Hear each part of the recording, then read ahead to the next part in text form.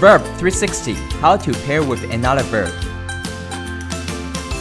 You may pair VIRB 360 with another VIRB. When you record or take a photo, you only need to operate on one camera. This allows you to perform the same action using multiple cameras at the same time. On your main VIRB camera, from the main menu, select Wireless. Enter Remote to activate the remote control feature.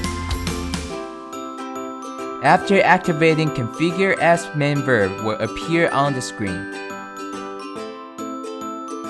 Proceed the same steps on the extending camera. Select Wireless. Enter Remote to activate the remote control feature.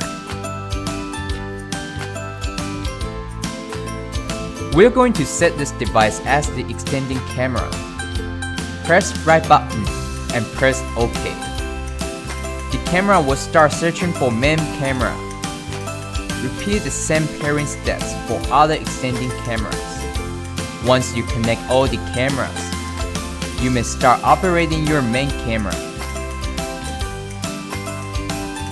To learn more about VIRB 360, please watch the other videos in this series. Thank you for watching.